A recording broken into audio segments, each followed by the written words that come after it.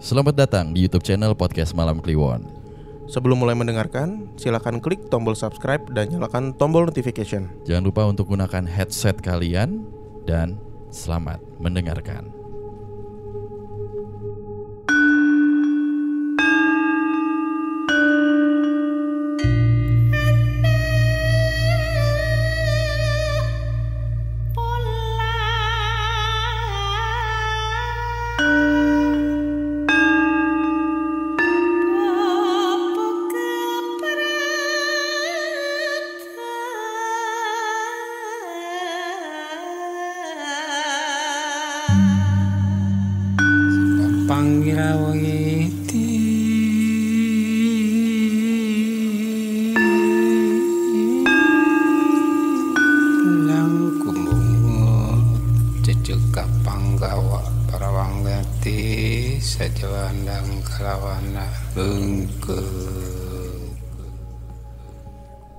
Oke, balik lagi di YouTube-nya Podcast Malam Kliwon, bro.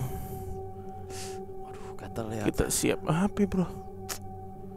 Gitu kalau habis makan ayam bakar. Ya, lu belum pernah kena penyakit penjara kan? Udah bisa ceritain kan lu? Apaan? Udah ya, gua ya kan Angel sering cerita, Dito juga pernah cerita. Penyakit penjara? Iya. Apaan? Kena cacar, kena kudis gitu di sini. Ya. Artis nih, weh, kudisan goblok. Apa? Penyakit kusta. Iya, goblok.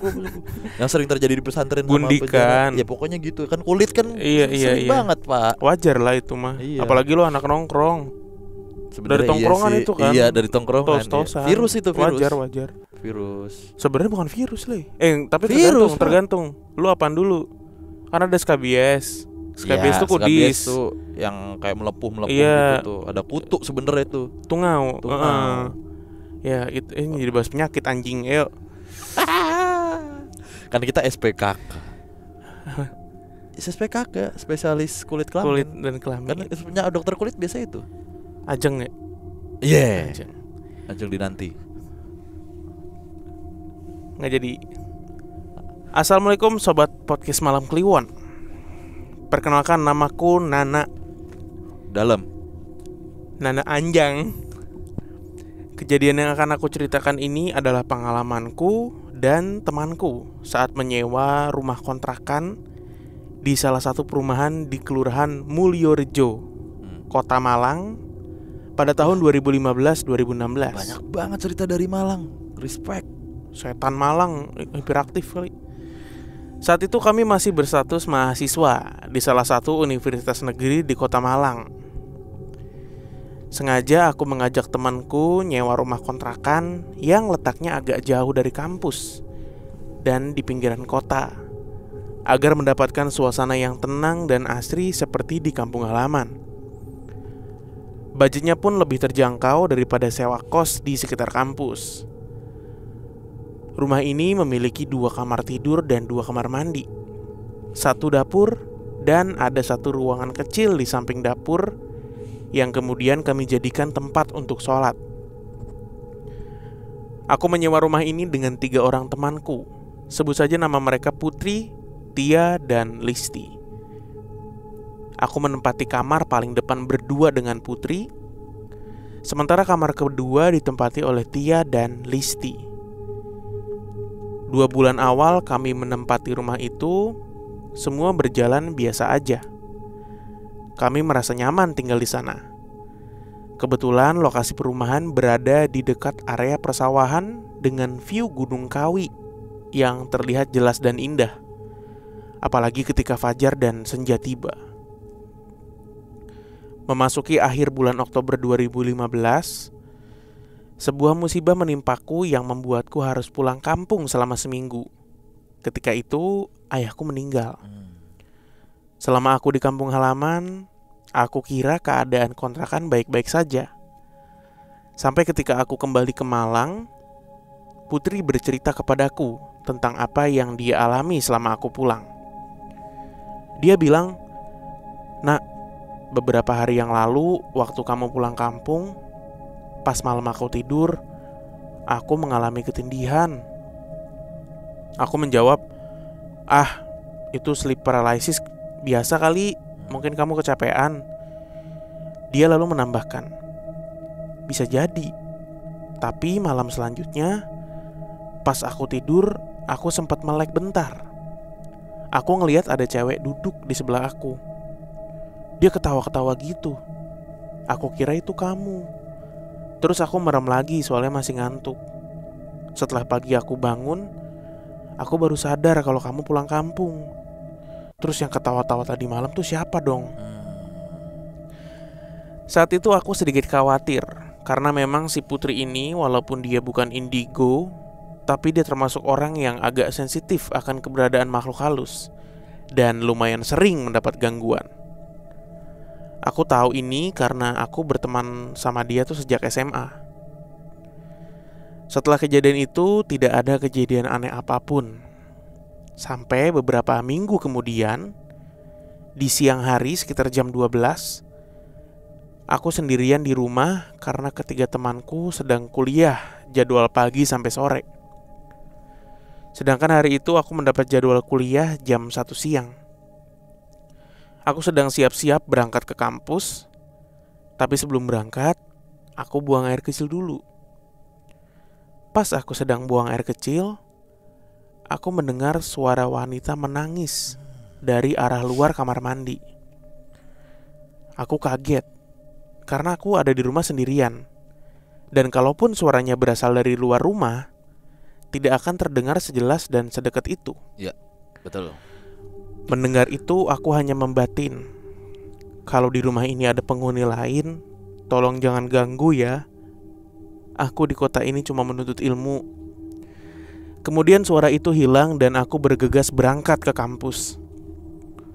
Memasuki bulan Januari 2016, waktu itu di rumah aku berdua dengan Tia. Dia pun bercerita, "Nak, aku ada kejadian aneh nih pas di rumah ini sendirian. Aku dengar suara cewek nangis merintih gitu. Ya, kampret kaget. Kayak gitu suaranya. Asalnya dari arah sekitar kamar mandi. Dek. Wah, ternyata bukan cuma aku aja yang ngalamin," kataku dalam hati. Tapi biar Tia gak ngerasa takut, aku berusaha meyakinkan dia bahwa mungkin dia salah dengar atau itu hanya halusinasinya aja. Suatu malam, aku terbangun dari tidurku. Aku melihat jam menunjukkan pukul 1:20 dini hari. Aku mengamati sekitar untuk beberapa saat. Putri sedang tertidur pulas. Tiba-tiba aku mendengar suara wanita tertawa dari arah dapur. Weh, seperti suara kuntilanak atau sundel bolong lah yang ada di film-film horor itu. Aku terkejut, tapi mencoba tetap tenang karena aku gak ingin membangunkan Putri. Sampai beberapa saat kemudian aku tertidur lagi. Suatu sore, cowoknya Putri datang ke kontrakan. Setelah ngobrol beberapa saat dengan Putri, dia kemudian bilang kepadaku mau numpang sholat di sini. Aku persilakan dia sholat di ruang dekat dapur. Setelah sholat, ekspresi dia terlihat aneh, seperti takut. "Kamu kenapa, Yang?" tanya si Putri. Gak apa-apa, nanti aja aku ceritain." Setelah itu Putri dan cowoknya pun pergi kencan. Malamnya sepulang kencan, Putri cerita ke aku, waktu cowoknya sholat, pas dia salam, dia ngeliat ada perempuan berbaju putih, rambutnya panjang, berdiri di depan ruang belakang membelakangi dia. Kebetulan ruangan itu gak ada pintunya, jadi pasti kelihatan kalau ada orang atau siapapun berdiri di depan ruangan. Mendengar itu, aku dan Putri merasa takut dan mulai tidak nyaman berada di rumah itu. Tapi kami berusaha bertahan hingga masa kontrak habis 1 tahun, karena kami belum punya biaya untuk menyewa tempat tinggal baru. Beberapa bulan kemudian, aku bertanya pada salah satu temanku yang memiliki kelebihan bisa ngelihat mereka. Aku mengirim beberapa foto rumah untuk ditunjukkan padanya, Aku nanya, "Di sini ada apa aja?" Lalu dia menjawab, "Wah, kalian ini tinggal berempat bersama 4 makhluk astral juga di rumah itu." Waduh, berlapan bro. Berempat? Jadi berdelapan dong. Wujudnya gimana aja? Tanyaku yang sebenarnya sangat takut, tapi juga ingin tahu. Iya, berdelapan. Cewek semua juga itu. Ada kuntilanak, ada anak kecil, ada juga nenek-nenek. Terus yang satunya tuh cewek, pakai kemben lusuh, tangannya panjang sampai kaki. Anjing merinding gue. Witch. Sepertinya rumah itu sejarahnya nggak bagus deh.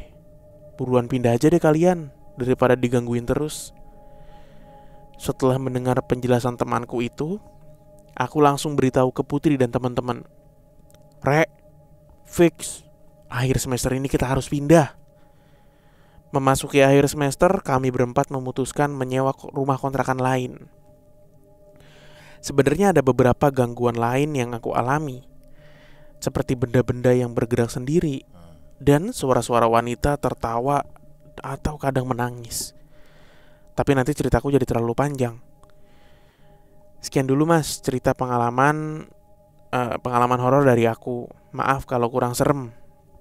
Lain waktu aku share pengalaman horor yang lain ya. Terima kasih Mas Bimo, Mas Danu sudah membacakan ceritaku.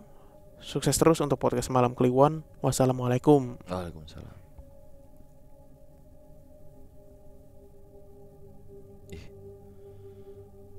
Berlapan ya bro. Iya bro, 4 orang normal sama 4 orang-orangan.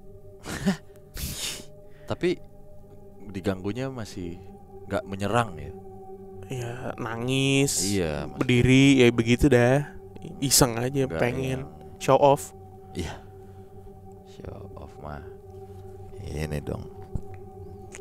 Kafu. Ngepet, kenapa kafu? Yang ngelindungin ini ya, maling ya. Hah? Tanggung jawab lo, bocor nih. Tanggung jawab apaan sih? Maling. Kafu anjing. Kafu. Ntar kita insert lah videonya. Iya. Kafu. Tanggung jawab nih, bocor. Video tahun berapa ya? Tahun lalu. Tahun lalu Tahun ya? lalu itu. Tanggung jawab lu. Tanggung jawab. Maling. Didorong-dorong. Goblok. Kafu dah. Aduh. Malang nih kalau dikumpulin jadi kompilasi sendiri kali ya. Banyak banget. Banyak banget Malang. Sampai ada berapa seri gitu. Si Aris Malang ya. Nasibnya. Iya. Iya. Iya lagi. Si Intan Malang. Ya kan emang temennya. Cerita. Banyak. Lu sih dari tahu, Malang tapi tuh. dia di stories goblok-goblok tuh Iya. pengalaman Intan. PA. Iya, bocah PA ternyata ya. Bocah PA. Gue kira pendiam-pendiam gitu. On. Segrek gitu, segrek. Ada. Oke lah. Nanti Kejadian lagi bro itu apaan, bro. bro? Tadi bro. Udah kita Selamat cut. datang. Udah kita cut. Udah Capek, enggak, bro. capek. Ada gituan mulu. Tapi kita replay kali ntar ya. Iya. Oke, brother. Ya. Kita lanjut lagi. Halalan Dadah. Thayyiban.